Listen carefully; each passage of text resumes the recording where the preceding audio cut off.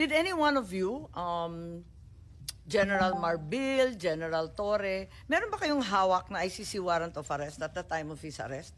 Parang electronic copy lang, tapos pinakopya muna, tapos binigay na pagdating doon. Bakit ganun? Samantalang March 10 pa lang nagmo-mobilize na ng libu-libong pulis. Pagkatapos alam na natin na magkakaganito dahil nabalitaan na nga sa Hong Kong. Eh kung ganun, bakit walang warrant doon sa mismong pag-aresto? Electronic copy lamang at nagpa-imprenta pa.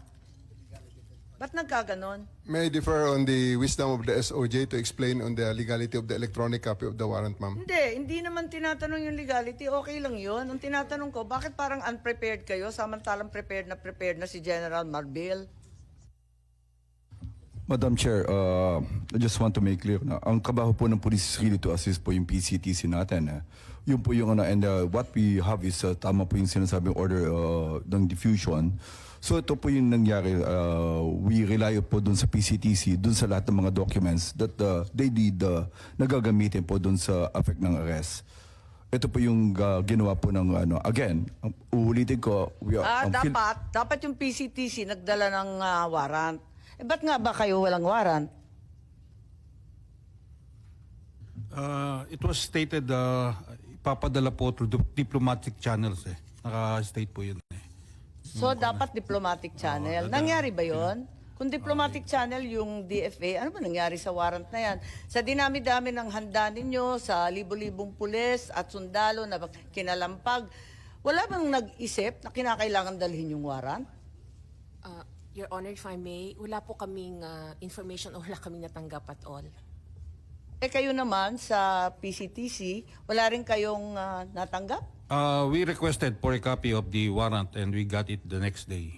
The next day being? The warrant that came from the Kaya nga, what the day system. na? The next day is 12 po, 12. So, hindi rin ninyo na ipakita kay Presidente Duterte? Bale tama si General Torre na warrantless arresto. Pinakita po namin yung hard copy sa 250 pero sa lawyers po natin pinigay. Madam Chair, can I clarify? Kasi ang sinasabi din na redacted copy lang ang binigay, hindi rin kompleto, kaya hindi nila mabuo. At yun nga, nagkagulatan, Can I bakit clarify? meron pa? Can I clarify that, sir? It was a sealed warrant, correct? Hindi. Hindi po. Electronic yung nakuha po na... No. Ano ang pinadala ng ICC? Kasi parang sa ibang news report, sabi sealed. Pag sealed kasi, hindi dadaan ng DFA yon. So yun nga ang question. What was sealed, sir, was the warrant of arrest was sealed before March 11. Yes. Tapos kanino, sir, pinadala? Sino magbubukas nun pag sealed? When they demanded a copy of the warrant, we relied on our fail-safe mechanism. We have a fail-safe mechanism to make sure that the documents are secure in our possession. So it's the DOJ that produced the warrant. Hindi sa may bias ako sa DFA, but I've worked with these people. Kasi pag sealed, may option na hindi padaanin sa kanila. At kahit pinadaan sa kanila, I don't think they have the authority to open it. Diba? Yes, but we had to use our fail-safe because the PCTC could not produce the warrant, so we had to use our fail-safe. But once naman it's opened by the proper authority who's allowed to open it, diba, to unseal it, then, syempre, Philippine law na. Ipapakita mo talaga dun sa na... Yes, we showed it to the President and to his lawyers. Teka, mapapaliwanag lang ako. Tell me candidly, at the time you apprehended PRRD, nung inaresto si former President, yung ICC warrant, nasa inyo na ba, General Torre? Yung totoo. Kasi you're under oath, alalahanin ko. Yes, ma'am. It is with us. It was already with you. Yes, Electronic. Yes, ma'am. Electronic. Wala Yes, kayong official copy? Electronic walang copy, ma'am, hard given copy? electronic copy given to me by Yusek Nikiti of the DOJ, ma'am. Sa DOJ. Sa inyo, kasi parang nagtuturoan kayo, sabi ninyo, na dapat yung PCTC ang nagbigay. Pero wala kayong binigay. Sabi ninyo, dapat DFA. Nalilito po ako. Hindi po. Hindi po nagtuturoan. We had the copy of the warrant, that electronic copy of...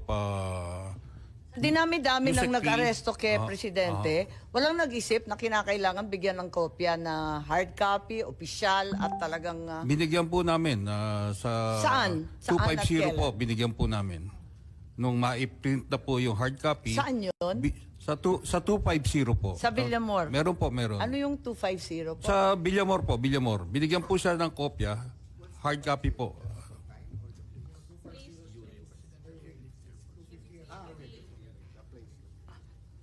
So nandun, anong oras? About shortly before 12 po. Around 12, around noon at that time po. Noon. Noon time? Naibigay ng noon time? Opo. Pero anong oras ba hiningi? Di ba napakaaga pa noon? Humihingi po sila from the tube. Starting from the tube, humihingi na po Anong sila. oras yun nung hihingi sila? When they arrive po, it's about 10 o'clock. 10 o'clock. Or, So 2 oras makalipas bago ninyo Ma'am, naibigay. just to be clear. Yes. Just to be clear. General Torre, maybe you can explain the process of serving the electronic copy, which constitutes a legal form of serving the warrant. Yes, ma'am. After they disembarked, as I have learned from General Torre, they asked that it be postponed, that they be brought first to, ano ba nangyari doon, General, pagkatapos doon?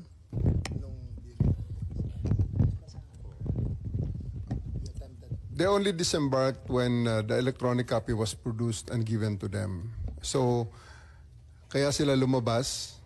And when they step out of the plane, at the junction of the moving part of the tube, PG Fadulyon met them and attempted to read the rights to President Duterte.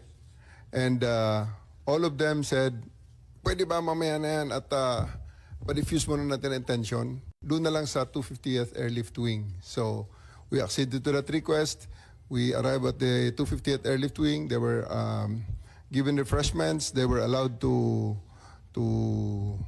refresh. They were allowed to, para generally pababain lang ang tension ng lahat. And then we, after an hour or two, we returned. And that was the video that you saw when I was reading the rights in the cell phone, which basically it's memorized already. So just a formality. And then they asked, at that juncture, they asked for the written, they want a printed copy. So I went out of the room, stepped out of the room, printed it, and gave it to them. Okay, yung printed copy, may allegation na redacted copy daw to. Hindi daw kumpleto, hindi daw buo. Parang simplified lang or pinaiklian. Tama ba? O buong buo? Buong buo yun, ma'am. It was Ilang pahina? 15 pages. Yung 15 pages na kumakalat ngayon, Yes, yun na ma'am. yun? So Yes, yun ma'am. din ang naibigay doon sa Villamor? Yes, ma'am. That was properly received by Attorney Delgra in assigned So receiving Attorney copy.